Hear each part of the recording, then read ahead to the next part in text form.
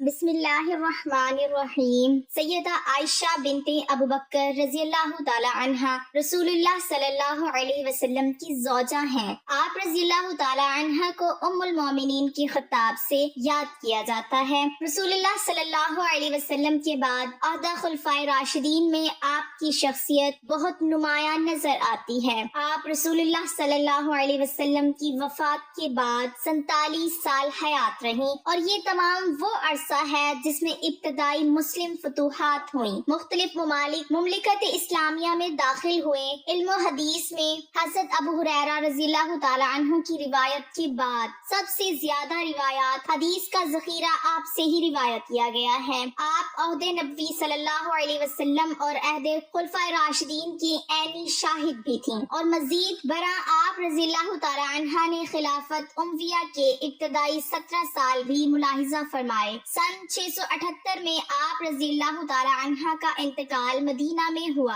آپ کے مناقب فضائل کثیر ہیں، جن سے آپ رضی اللہ تعالی عنہ کی عظمت و شان جلالت مسلم خواتین پر نمایاں ہیں۔ آپ رضی اللہ تعالی عنہ رسول اللہ صلی اللہ علیہ وسلم کی وفات کے بعد 47 سال حیات رہیں۔ حضرت امیر معاویہ رضی اللہ تعالی عنہ کی خلافت کے اواخر سال حضرت عائشہ رضی اللہ تعالی عنہ کی حیات مبارکہ کے اواخر سال ہیں۔ سن 58 ہجری بمطابق 678 میں جب آپ کی عمر 67 سال کے قریب تھی کہ ماہ رمضان 58 ہجری جولائی 678 میں علیل ہو گئیں، اور چند روز تک علیل رہیں۔ کوئی حال پوچھتا تو فرماتی اچھی ہوں۔ جب آپ رضی اللہ تعالی عنہ کی وفات کا وقت قریب آیا تو فرمانے لگی، کاش میں پیدا ہی نہ ہوئی ہوتی، کاش میں ایک درخت ہوتی کہ اللہ کی پاکی میں رطب اللسان رہتی اور پوری طرح سے اپنی ذمہ داری سے سبکدوش ہو جاتی، کاش میں مٹی کا ایک ٹھیلا ہوتی، کاش اللہ تعالیٰ مجھے پیدا نہ فرماتا، کاش میں زمین کی بوٹیوں میں سے کوئی بوٹی ہوتی اور قابل ذکر شے نہ ہوتی۔ عیسیٰ بن دینار کہتے ہیں کہ میں نے ابو جعفر رضی اللہ تعالی عنہ سے پوچھا کہ ان تمناؤں سے کیا مراد تھا؟ کہنے لگے، ام المومنین ان تمناؤں سے دعا میں توبہ کا وسیلہ اختیار فرما رہی تھی۔ یہ تمام تمنائیں آپ قصر نفسی سے فرما رہی تھیں، حالانکہ آپ ازل سے ام المومنین کے خطاب سے سرفراز ہوئی ہیں۔ اسماعیل بن قیس کہتے ہیں کہ بوقت وفات حضرت عائشہ رضی اللہ تعالی عنہا نے وصیت فرمائی کہ میں نے رسول اللہ صلی اللہ علیہ وسلم کے بعد نئی باتیں اختیار کر لی تھیں، لہٰذا مجھے نبی صلی اللہ علیہ وسلم کی ازواج مطہرات کے پاس دفن کرنا۔ یہ آپ نے قصر نفسی میں فرمایا تھا۔ ذکوان جو آپ کے غلام تھے کہتے ہیں کہ جب آپ علیل ہوئی تو میں اجازت حاصل کر کے حضرت عائشہ رضی اللہ تعالی عنہ کے پاس گیا۔ آپ کے سہانے آپ رضی اللہ تعالی عنہ کے بھتیجے عبداللہ بن عبد الرحمن تھے۔ میں نے کہا، آپ رضی اللہ تعالی عنہ کے پاس عبداللہ بن عباس رضی اللہ تعالی عنہ آنا چاہتے ہیں۔ اس وقت آپ دنیا سدھارنے والی تھیں۔ بولی، ابن عباس کو نہ آنے دو،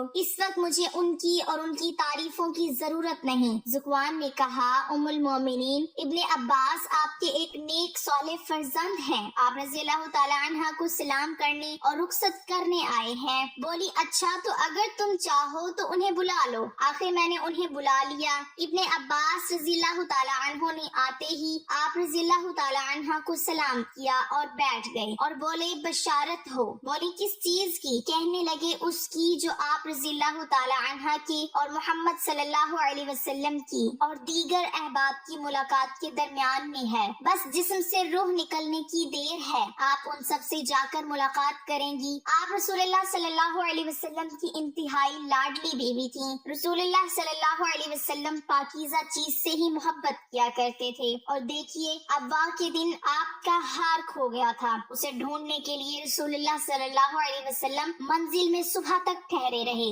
لوگوں کے پاس پانی نہ تھا۔ پھر اللہ تعالیٰ نے تیمم کی آیت نازل فرمائی، مسلمانوں کو یہ سہولت آپ رضی اللہ تعالی عنہ کی بدولت نصیب ہوئی۔ پھر اللہ تعالیٰ نے آپ رضی اللہ تعالی عنہ کی برات ساتوں آسمانوں کے اوپر سے اتاری، جسے روح الامین لے کر آئے۔ اب ایسی کوئی مسجد نہیں جس میں آپ رضی اللہ تعالی عنہ کی برات کی آیتیں صبح و شام نہ پڑھی جاتی ہوں۔ آپ رضی اللہ تعالی عنہ فرمانے لگی، ابن عباس تعریفیں چھوڑو، اس کی قسم جس کے ہاتھ میں میری جان ہے، میری تو یہ تمنا ہے کہ میں بھولی بسری ہوئی جاتی کعب ابن ابی عتیق حضرت عائشہ عائشہ رضی اللہ تعالی عنہ کے پاس گئے جبکہ وہ علیل تھی. بولے ام المومنین کیسی طبیعت ہے؟ میرے ماں باپ آپ پر قربان ہوں. فرمانے لگی اللہ کی قسم یہ موت ہے. عبید بن عمیر تابعی کہتے ہیں کہ آپ رضی اللہ تعالی عنہ نے وصیت فرمائی کہ میرے جنازے کے پیچھے آگ لے کر نہ جانا اور میری میت پر سرخ مخملی چادر نہ بچھانا. اپنے غلام ذکوان کو آزاد کرنے کی وصیت کی تھی. ام المومنین حضرت عائشہ رضی اللہ تعالی عنہ نے منگل 17 رمضان 58 ہجری بمطابق 13 جولائی 678 کی شب کو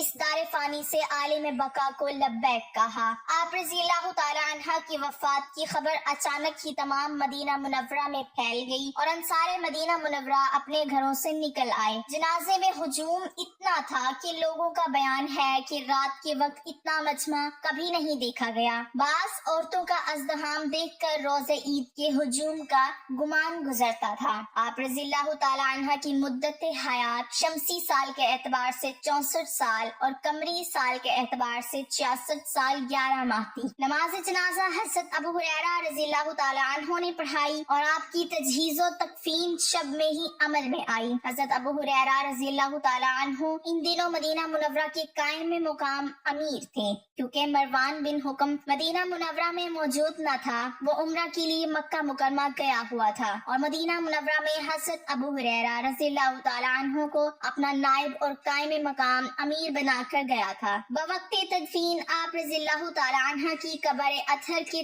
چاروں اطراف ایک کپڑے سے پردہ کر دیا گیا تھا تاکہ آپ رضی اللہ تعالی عنہ کے احترام میں کوئی کمی واقع نہ ہو. آپ رضی اللہ تعالی عنہ کو قبر اطہر میں آپ کے بھانجوں بھتیجوں یعنی جناب قاسم بن محمد بن ابو بکر، حضرت عبداللہ بن زبیر رضی اللہ تعالی عنہ، ارواح بن زبیر، عبداللہ بن محمد بن عبد الرحمن بن ابو بکر نے قبر اطہر میں اتارا. شب بدھ میں تہجد کے وقت تدفین عمل میں آئی. ام المومنین حضرت ام سلمہ بنت ابی امیہ رضی اللہ تعالی عنہ لوگوں کی آہ و فغاں سن کر بولی عائشہ رضی اللہ تعالی عنہ کے لیے جنت واجب ہے کہ وہ حضرت صلی اللہ علیہ وسلم کی سب سے پیاری بیوی تھی. امام ابو داؤد یالسی نے ام المومنین حضرت ام سلمہ ہند بنت ابی امیہ کا قول نقل کیا ہے کہ جب انہیں حضرت عائشہ رضی اللہ تعالی عنہ کی وفات کی خبر معلوم ہوئی تو وہ بولی اللہ ان پر رحمت بھیجے کہ اپنے باپ کے سوا وہ آپ صلی اللہ علیہ وسلم کو سب سے زیادہ محبوب تھی. عبید بن عمیر تابعی کہتے ہیں کہ ایک شخص نے میرے والد سے پوچھا لوگوں نے ام المومنین کا کیا غم کیا؟ بولے آپ رضی اللہ تعالی عنہ کی وفات پر ہر وہ غمگین تھا جس کی آپ ماں تھیں. یا اللہ ہم سب کے گناہوں کو معاف فرما اور صحابہ کرام کے نقش قدم پر چلنے کی توفیق عطا فرما اور اپنی رحمت کا سایہ نصیب فرما. آمین یا رب العالمین.